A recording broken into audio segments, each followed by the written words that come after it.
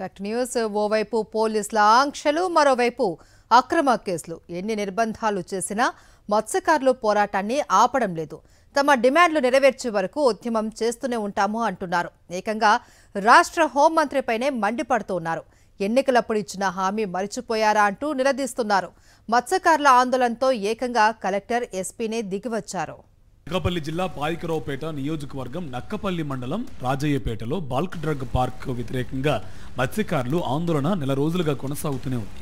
తమ ఉద్యమానికి సంఘీభావం తెలిపేందుకు ప్రతిపక్ష రాజకీయ పార్టీల నాయకులు ఎవరిని రానివ్వకుండా పోలీసులు దుర్మార్గంగా వ్యవహరిస్తున్నారని అంటున్నారు. పోలీసుల తీరును నిరసిస్తూ నేషనల్ హైవేను 4 గంటల పాటు దిగ్బంధించారు మత్స్యకారులు. దీంతో కిలోమీటర్ల మేర ట్రాఫిక్ నిలిచిపోయింది. అంతకుముందు మత్స్యకారులను ఓలా నుంచి బయటకు రాకుండా ట్రాక్టర్లు రోడ్డుపై అడ్డంగా పెట్టారు పోలీసులు. రోప్ పార్టీలతో అడ్డుకునే ప్రయత్నం చేశారు. దీంతో మత్స్యకారులకు పోలీసులకు మధ్య తీవ్ర వాగ్వాదం తోపులాట జరిగింది. బల్క్ డ్రగ్ పార్క్ ఏర్పాటు చేయమని ఎన్నికలప్పుడు ఇచ్చిన హామీని కూటమి నేతలు నిలబెట్టుకోవాలని మత్స్యకారులు డిమాండ్ చేస్తున్నారు.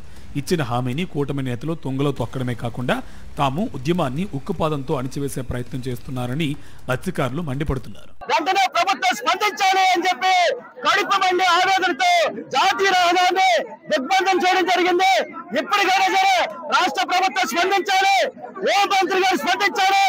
వెంటనే ఇక్కడ బల్క్ డ్రగ్స్ పార్క్ రద్దు చేస్తామని చెప్పి ప్రకటించాలని చెప్పేసి డిమాండ్ చేస్తా ఉన్నాం. హోంమంత్రి గారికి ఏమైనా మత్స్యకారుల పట్ల చిత్తశుద్ధి ఉంటే ఈ రోజు జరుగుతున్నటువంటి ఈ పోరాటం పట్ల మీరు స్పందించాలి. తమ సమస్యలను పరిష్కరించలేని హోంమంత్రి అనిత రాజీనామా చేయాలని మత్స్యకారులు నినాదాలు చేశారు. నర్సీపట్నం ఆర్డీఓ మత్స్యకారులతో సంప్రదింపులకు ప్రయత్నించినా కనీసం మాట్లాడేందుకు కూడా ఒప్పుకోలేదు. ఆందోళన తీవ్రతరం అవుతూ ఉండడంతో అనకాపల్లి జిల్లా కలెక్టర్ ఎస్పీ మత్స్యకారులతో చర్చలు జరిపారు. బల్క్ డ్రగ్ పార్క్ ఏర్పాటు నిలిపివేయడంతో పాటు తప్పుడు కేసులను ఎత్తివేయాలని మత్స్యకారులు ఈ సందర్భంగా డిమాండ్ చేశారు. దురుసుగా ప్రవర్తించిన నక్కపల్లి సిఐ ఎస్ఐలను సస్పెండ్ చేయాలన్నారు. డిమాండ్లు అన్నింటినీ ప్రభుత్వ పెద్దలు దృష్టికి తీసుకువెళ్తానని మత్స్యకారులకు కలెక్టర్ హామీ ఇచ్చారు. బుధవారం మరోసారి సమావేశం అవుతామని కలెక్టర్ తెలిపారు. వాళ్ళు చెప్పిన ప్రతి ఇష్యూని మేము జాగ్రత్తగా విన్నాము, నోట్ చేసుకున్నాము. ఈ రోజు వాళ్ళు చెప్పిన ప్రతి దానిది మన లెవెల్లో అంటే జిల్లా స్థాయిలో మేము ఏమేం చేయగలుగుతామో అవి అన్ని ప్రతి ఇష్యూని మేము వాళ్ళకు సపోర్ట్ గానే సాల్వ్ చేస్తాము. అలాగే ఏమేమి ఇష్యూ పాలసీ లెవెల్లో ఉన్నాయో అవి అన్ని గవర్నమెంట్ కి కమ్యూనికేట్ చేసి దాని మీద ప్రభుత్వం అడ్వైస్ ని తీసుకొని ఫర్దర్ గా మేము ముందుకు వెళ్ళడం జరుగుతుంది. కలెక్టర్ ఇచ్చిన హామీతో తాత్కాలికంగా ఆందోళన విరమించిన మత్స్యకారులు తమ సమస్యలకు పరిష్కారం రాకపోతే ఉద్యమాన్ని మరింత ఉధృతం చేస్తామని హెచ్చరించారు. గాలి, నిప్పు, నీరు అన్నీ నేనే అని చాలా సినిమాలు చూసాడు. ఆలకించను కూడా అలా జీవించొద్దు, అలా నెట్టించొద్దు, అలా పరితగించమని ప్రజలకి మా ప్రజలను కాపాడతాలని మరీ కోరుకుంటున్నాం.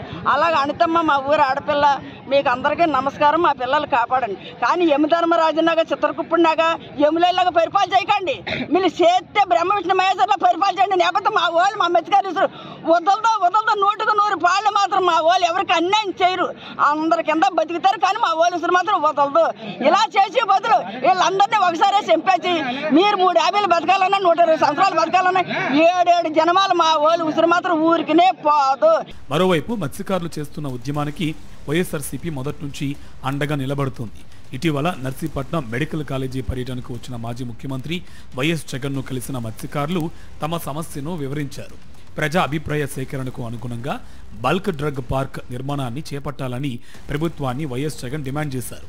మత్స్యకారులకు అండగా ఉంటామని హామీ ఇచ్చారు.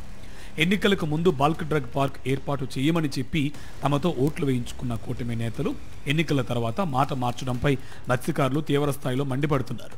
రానున్న రోజుల్లో కూటమి నేతలకు తగిన బుద్ధి చెప్తామంటున్నారు.